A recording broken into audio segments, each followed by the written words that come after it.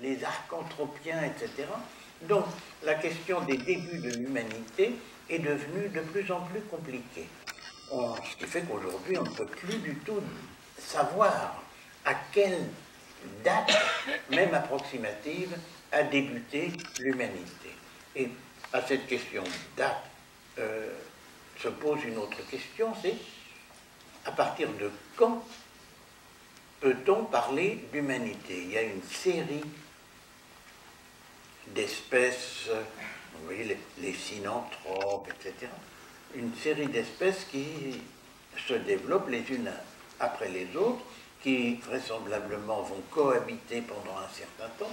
Et à partir de quel moment peut-on parler d'humanité?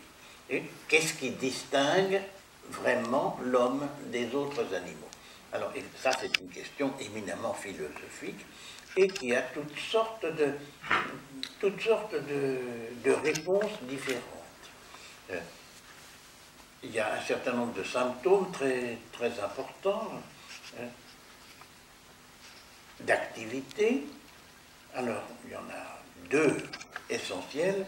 Premièrement, l'apparition du langage articulé, mais là, c'est extrêmement difficile de savoir comment ça a commencé, et de trouver une définition précise de la façon dont ce langage articulé humain diffère des langages animaux qui ne sont pas articulés de la même façon, bien sûr.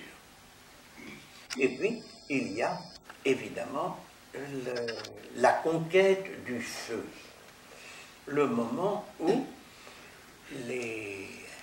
un certain nombre d'individus ont réussi à domestiquer le feu, ce qui les a évidemment, ce qui a fait que ça les a distingués considérablement des autres espèces animales qui, elles, ont toujours eu peur du feu, n'ont jamais réussi à entretenir un rapport de complicité avec le feu. Alors, à quel moment de la préhistoire les hommes ont-ils commencé à domestiquer le feu? Alors ça, on ne le sait pas, parce que ça dépend des recherches archéologiques. J'ai vécu pendant des années à Nice, dans une maison située chemin de Terra Amata, à côté du port de Nice. Et la maison que j'habitais était juste à côté d'un immeuble sous lequel il y a un site archéologique très important. Ce site archéologique a été fouillé aussi vite que possible parce que les nécessités de l'immobilier, les puissances immobilières voulaient absolument construire un immeuble sur ce site. Et comme les gens, disons les commanditaires, étaient très liés à des puissances politiques de la région niçoise, donc il était tout à fait impossible d'attendre trop longtemps que les savants, qui sont des gens très lents, qui sont jamais contents, etc., aient fini leur travail. Donc, il y a eu 1 an pour fouiller ce site qui s'appelle le site de Terra Amata. Et ce site donc, a été fouillé très rapidement et on n'a même pas pu le conserver. On a fait un moulage, on l'a fouillé, puis on a fait un moulage du site pour pouvoir faire un musée. Et si j'évoque ce site, dans lequel il n'y a pas de restes humains, mais que l'on date des archanthropiens, donc d'une espèce nettement antérieure à l'Homo sapiens que nous sommes en principe, c'est parce qu'on a découvert à cet endroit un des plus anciens foyers aménagés. Et il y en a 2 autres qui sont à peu près de la même époque. Donc là, on a un moment où les hommes commencent à faire du feu. Mais peut-être que dans les années qui viennent, nous allons découvrir d'autres sites qui nous montreront que le feu a été découvert quelques milliers d'années plus tôt que ce que nous pensions. Donc, les débuts de l'humanité, c'est une notion qui est encore extrêmement floue, extrêmement incertaine.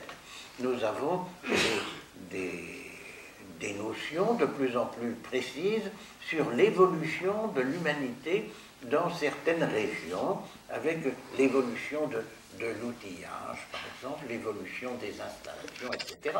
Nous commençons à connaître un peu plus de choses sur nos ancêtres, et surtout, évidemment, à partir du moment où ils ont commencé à faire de la peinture et où ils ont fait où ils ont magnifiquement décoré des grottes comme Lascaux, la grotte Chauvet ou d'autres encore. Alors, ça, c'est la question de l'origine de l'humanité, le début de l'humanité.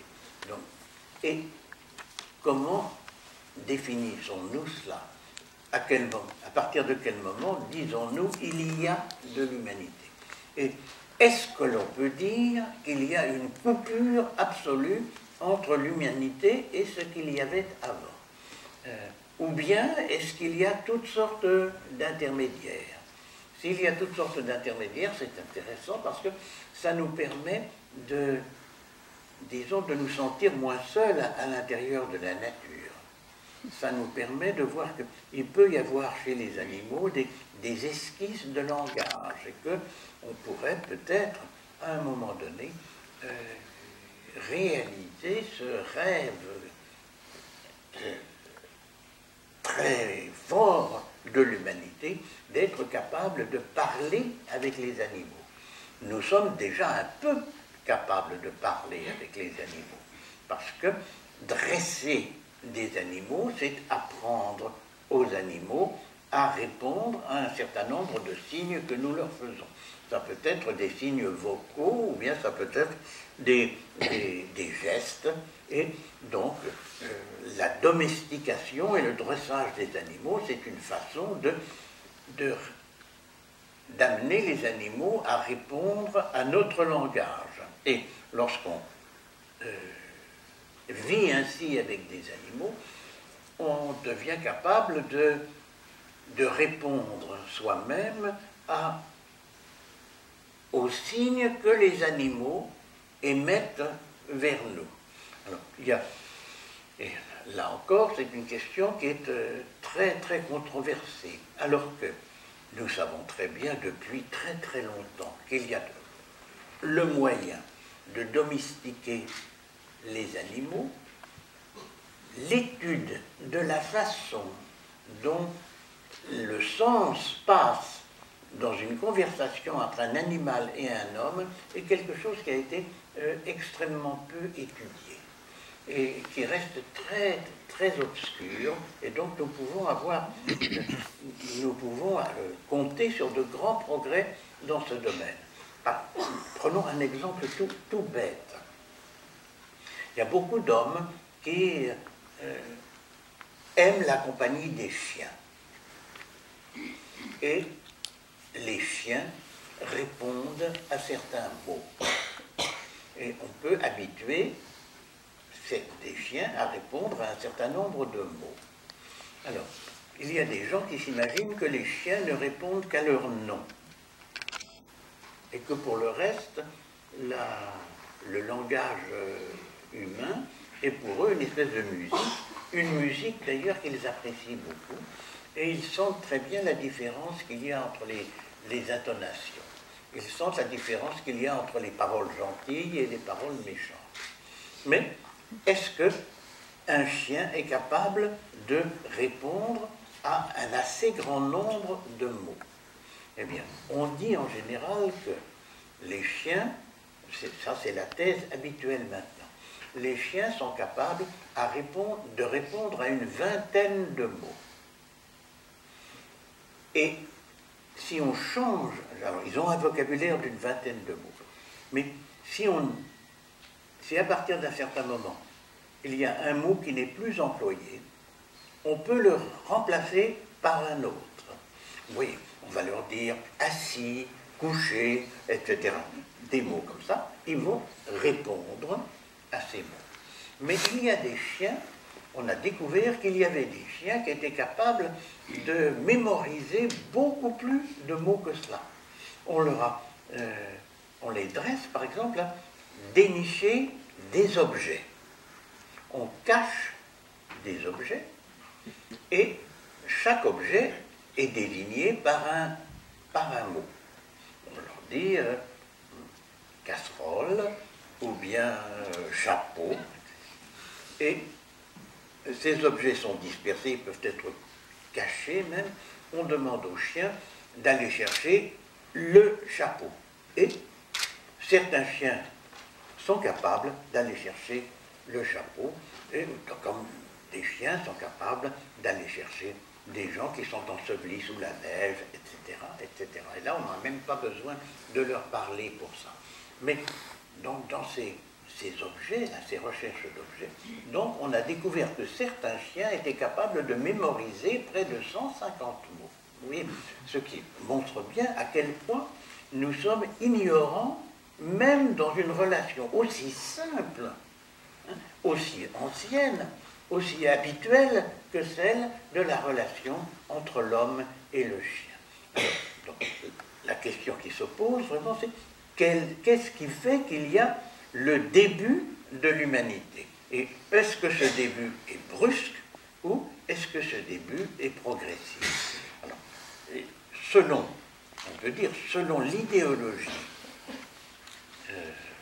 à laquelle on participe, on va décider plutôt pour une coupure complète entre les animaux et les hommes. Ou bien si... Alors, oui, ce sont, par exemple, dans l'Église catholique.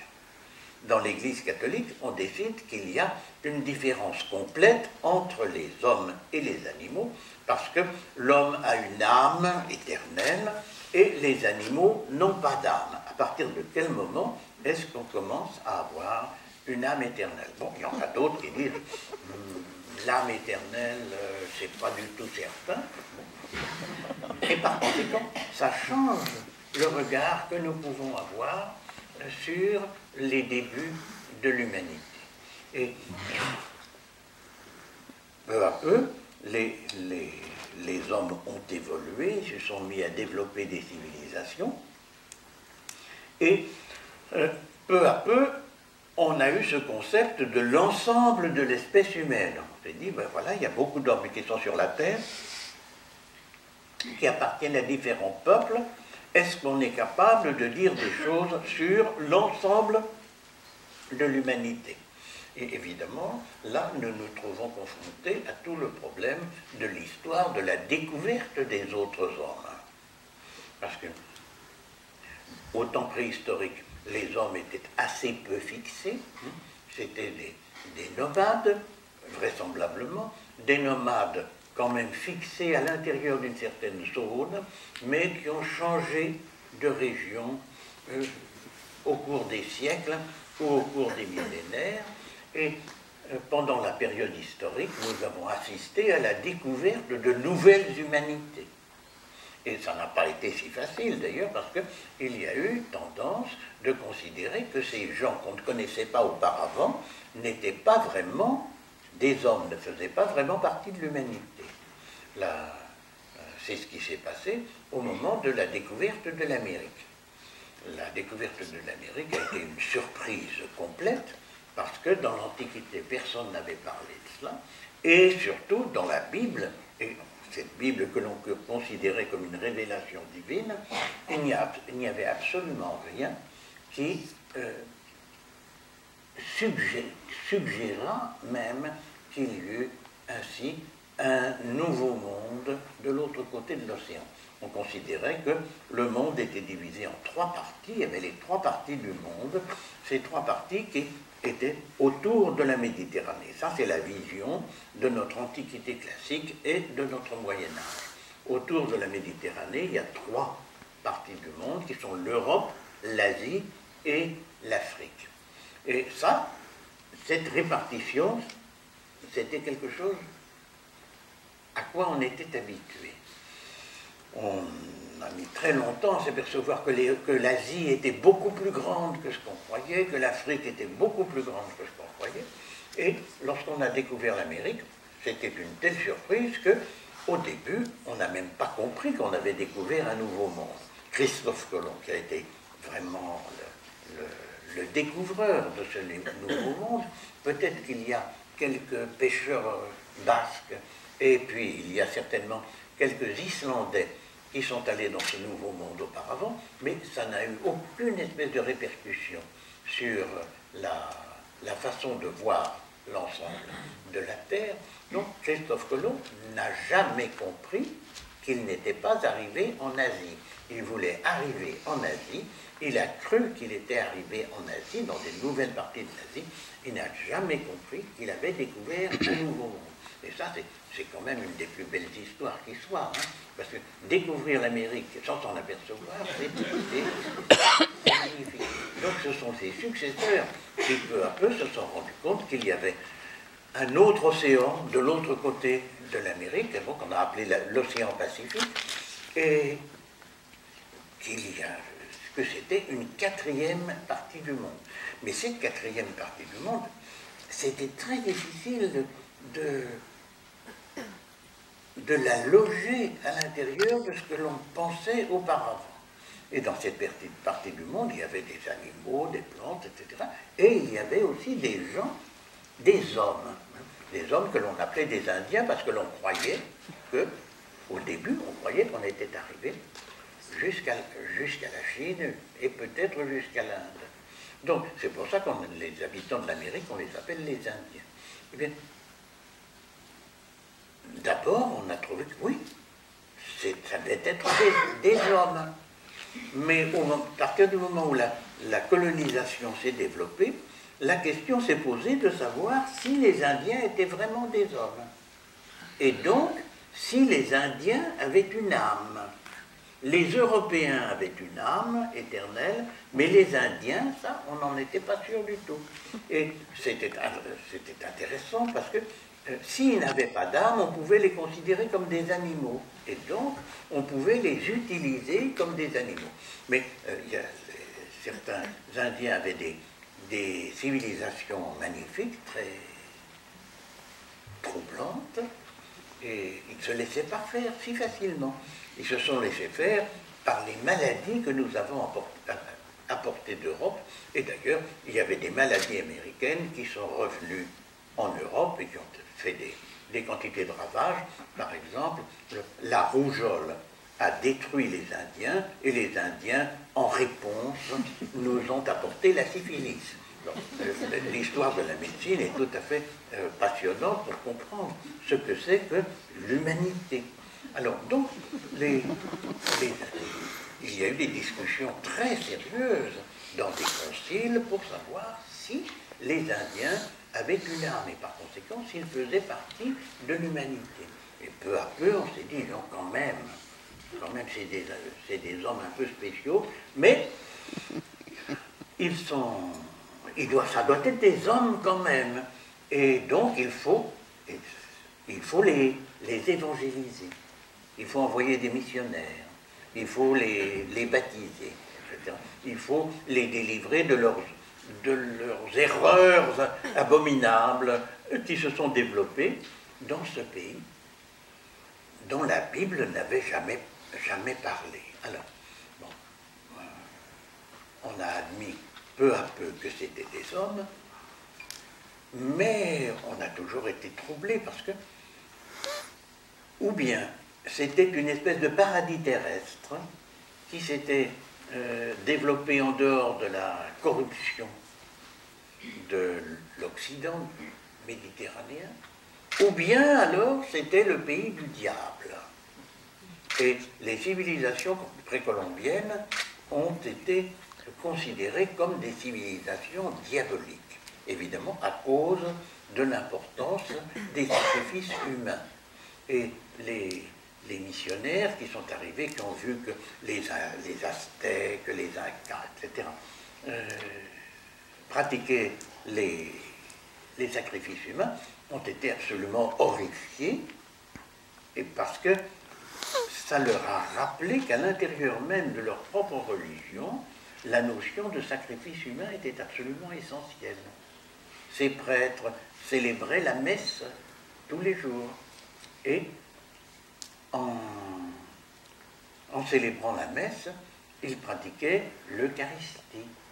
C'est-à-dire, ils mangeaient du pain, mais ce pain, en principe, c'était le corps même du Christ. Alors, là, il y a eu des quantités de discussions entre les protestants et les catholiques pour dire, est-ce que c'est vrai que le pain de l'Eucharistie, c'est le corps même du Christ, ou bien c'est simplement le symbole du corps du Christ? Mais non, non, non, non, non, non, non, non. L'orthodoxie, c'est que c'est le corps du Christ.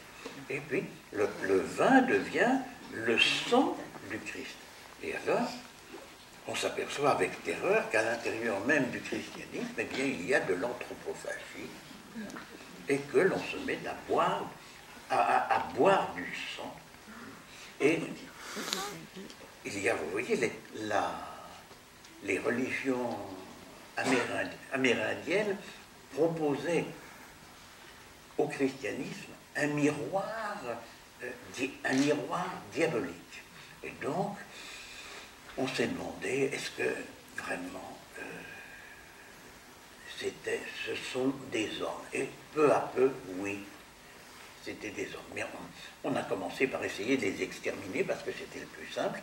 Et pour travailler ces terres, comme c'était trop compliqué de faire travailler les Indiens, eh bien, on a décidé d'aller chercher des Noirs en Afrique, et on a fait tout un trafic pour amener des Noirs en Afrique. Les Noirs, là, on savait qu'ils avaient des âmes, mais tant pis, on en a fait des esclaves quand même, parce que c'était plus simple, mais avec évidemment des difficultés.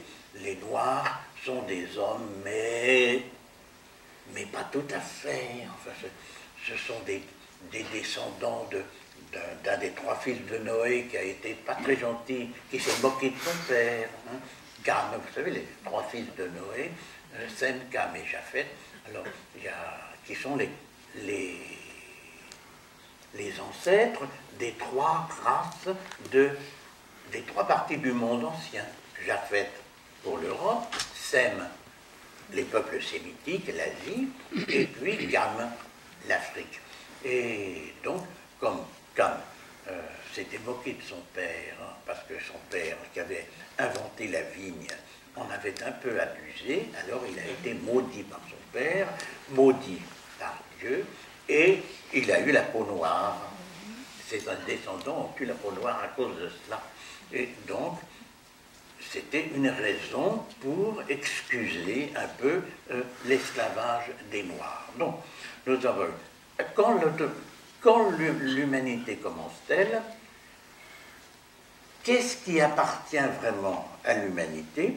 Maintenant, il y a un consensus, si vous voulez, et puis, là, une troisième question qui se pose, c'est, et l'humanité, cela va durer jusqu'à quand?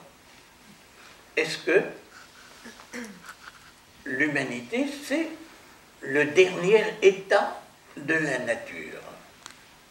Donc, on a une évolution de la nature, bon, c'est le 6e jour de la création, Dieu crée l'homme, et puis après ça, le 7e jour, vous savez, Dieu se repose. Alors, est-ce que l'humanité, c'est la fin de l'évolution de la terre, de la nature, etc. Et est-ce que l'humanité va durer donc encore pendant longtemps? Deux questions connexes.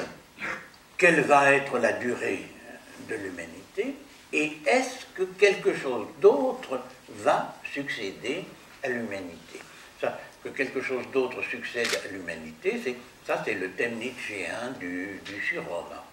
Et on peut très bien imaginer qu'il y ait une évolution telle que, dans quelques siècles, les gens soient devenus si différents que, eh bien, ça soit une coupure ou une charnière aussi importante que la découverte du feu, au début, de la préhistoire. Et ça, ces projections que l'on peut faire, évidemment, elles sont extrêmement variées. Dans la tradition chrétienne, l'humanité ne doit pas durer indéfiniment. Il y a un moment essentiel, il y a un thème essentiel qu'on appelle les fins dernières. Il y a un moment où l'histoire du monde s'arrête. Il y a un moment où l'histoire du monde a commencé et un moment où l'histoire du monde s'arrête. C'est la fin du monde, et la fin du monde dans laquelle il y a ce qu'on appelle le jugement dernier, c'est-à-dire un moment essentiel où l'on sait enfin qui a été bon et qui a été mauvais. Et lors de ce jugement dernier, il y a la résurrection des morts, c'est-à-dire toute l'humanité va se retrouver dans une espèce de gigantesque amphithéâtre, si vous voulez, et alors tout le monde à ce moment-là sera jugé. Et les gens seront définitivement assignés à l'enfer pour les méchants et au paradis pour les bons. Et au bout d'un certain nombre de siècles, l'Église a décidé que c'était mieux d'inventer une fin intermédiaire qu'on appelle le purgatoire et qui dure jusqu'au jugement dernier et à l'intérieur duquel les gens peuvent s'améliorer. C'est-à-dire les gens qui ont fait beaucoup de bêtises pendant leur vie peuvent quand même, grâce à une série d'épreuves, arriver au moment du jugement dernier de telle sorte qu'ils puissent être sauvés, c'est-à-dire qu'ils puissent aller au paradis. La question, évidemment, était de savoir quand pouvait arriver cette fin du monde. Est-ce que cette fin du monde était proche ou non? C'est important pour l'activité économique générale. Est-ce que ça vaut la peine d'investir si le monde se termine l'année prochaine? Et il y a eu un moment dans l'histoire de l'Occident où ce problème s'est posé véritablement. Vous le savez, c'est aux environs de l'an 1000. On s'est dit, on approche d'une date très ronde, très forte. Peut-être que le monde va finir dans l'an 1000. Évidemment, il y avait des discussions pour savoir à quel moment était exactement l'an 1000, parce qu'il y avait des discussions sur le calendrier. Mais enfin, quand même, en gros, il y a eu une grande peur de l'arrivée de l'an 1000, et puis ensuite, l'an 1000 est arrivé. Et puis, on a traversé l'an 1000, et l'humanité a continué. Et, cette question de la fin, disons, de la date de la fin du monde, et donc de l'humanité, alors ça a continué à traverser les siècles. On a eu l'impression, à un certain moment, que les choses s'ouvraient de plus en plus, et que la fin du monde pouvait être reculée indéfiniment. Au XXe siècle, on a recommencé à spéculer sur la possibilité de la fin du monde, à partir du moment où il y a eu la bombe atomique. On s'est dit, mais on commence à faire des bêtises, on risque de faire tout casser, et à partir de ce moment-là, on risque de ne plus avoir d'humanité. On risque d'abîmer tellement notre planète qu'on ne pourra plus y vivre. Et est-ce qu'on sera capable d'aller se promener dans d'autres planètes, donc d'avoir d'autres aventures de l'humanité, d'autres lieux de l'humanité? Et là, vous savez qu'on ne sait pas encore du tout. Ce n'est pas du tout impossible. Donc on découvre maintenant, à cause de techniques très très sophistiquées, on découvre des quantités de planètes autour d'autres soleils que le nôtre.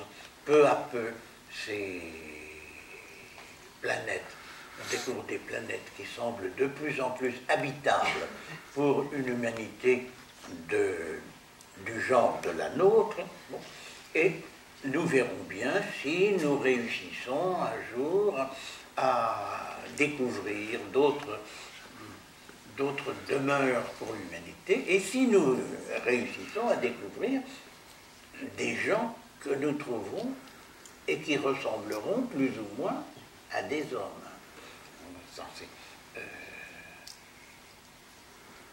A priori, il n'y a pas de raison que dans des lointaines planètes, il y ait des hommes qui nous ressemblent. Mais il peut y avoir des gens avec qui nous pouvons parler. Mais alors, vous voyez, on arrivera à une notion de l'humanité. Si l'humanité, c'est l'ensemble des gens avec qui on peut parler, et si on trouve des extraterrestres très intéressants, eh bien, la notion d'humanité va changer complètement. Alors, évidemment, on arrive à ce dont je parlais au début, c'est l'humanité comme qualité. Quand ça a commencé, l'humanité, quelles sont ses dimensions et jusqu'à quand cela peut-il durer? D'après les théories actuelles, la Terre ne durera pas éternellement, le Soleil non plus. L'univers, on ne sait pas du tout maintenant. Il y a toutes sortes de théories très variées, à cet égard très très passionnantes d'ailleurs, mais en tous les cas, bon, la Terre, on pense qu'il y a un moment où ça ne marchera plus. Mais peut-être que nous serons depuis longtemps dans d'autres régions de l'univers, plus jeunes, et qu'il y aura encore beaucoup de temps devant nous, et que tout ça, ça pourra se relayer indéfiniment. Ça, nous n'en savons vraiment absolument rien. Et